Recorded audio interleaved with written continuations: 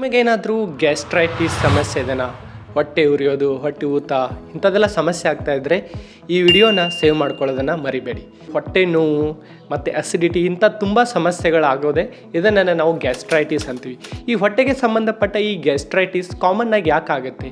ಇದೊಂದು ಬ್ಯಾಕ್ಟೀರಿಯಾ ಕಾರಣ. ಅಂದರೆ ಎಚ್ ಪೈಲೋರಿ ಅಂತ ಒಂದು ಬ್ಯಾಕ್ಟೀರಿಯಾ ಇದೆ. ಹೆಲಿಕೋಬ್ಯಾಕ್ಟೀರಿ ಫೈಲೇರಿ ಅನ್ನೋ ಒಂದು ಬ್ಯಾಕ್ಟೀರಿಯಾ ಇದು ಸಾಮಾನ್ಯವಾಗಿ ನಮ್ಮ ಗ್ಯಾಸ್ಟ್ರೈಟಿಸ್ಗೆ ಕಾರಣ ಆಗುತ್ತೆ. ಇನ್ನೊಂದು ಮತ್ತು ಅವರೇನಾದರೂ ಜಾಸ್ತಿ ಇದು ಸ್ಮೋಕಿಂಗ್ ಮಾಡ್ತಾಯಿದ್ರೆ, ಆಲ್ಕೋಹಾಲಿಸಮು ಮತ್ತು ಜಾಸ್ತಿ ಸ್ಟ್ರೆಸ್ ಲೆವೆಲ್ಲು ಈ ರೀತಿಯೆಲ್ಲ ಸಮಸ್ಯೆ ಇದ್ದರೆ ಅವ್ರಿಗೆ ಗ್ಯಾಸ್ಟ್ರೈಟಿಸ್ ಆಗೋದು ತುಂಬ ಕಾಮನ್ ಆಗಿರುತ್ತೆ. ಮುಖ್ಯವಾಗಿ ನಮಗೆ ಗ್ಯಾಸ್ಟ್ರೈಟಿಸ್ ಆಗಿದೆ ಅಂದರೆ ಏನಾಗುತ್ತೆ, ಹೊಟ್ಟೆಯ ಮೇಲ್ಭಾಗದಲ್ಲಿ ತುಂಬ ಉರಿತ ಆಗುತ್ತೆ, ಅಸಿಡಿಟಿ ಆಗುತ್ತೆ, ಹೊಟ್ಟೆ ನೋವಾಗುತ್ತೆ, ಮತ್ತು ಹೊಟ್ಟೆಯಲ್ಲಿ ಗ್ಯಾಸ್ ತುಂಬಿಕೊಳ್ಳುತ್ತೆ, ವಾಂತಿ ಆಗುತ್ತೆ, ಮತ್ತು ಅವ್ರಿಗೆ ಹಸಿವಾಗಲ್ಲ. ಈ ರೀತಿ ಎಲ್ಲ ಒಂದು ಲಕ್ಷಣಗಳು ಕಂಡುಬರುತ್ತೆ.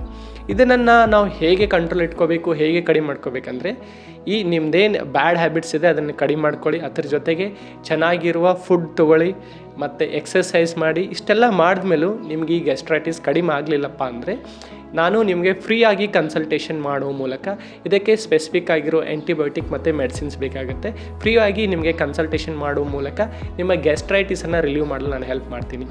ಸೊ ಇದೇ ರೀತಿ ಕಂಟೆಂಟ್ಗಾಗಿ ಫಾಲೋ ಮಾಡಿ. ಯಾರಾದರೂ ಗ್ಯಾಸ್ಟ್ರೈಟಿಸು, ಅಸಿಡಿಟಿ ತುಂಬ ಸಮಸ್ಯೆ ಇದ್ದರೆ ಅವ್ರಿಗೆ ಈ ವಿಡಿಯೋನ ಶೇರ್ ಮಾಡೋದನ್ನು ಮರಿಬೇಡಿ.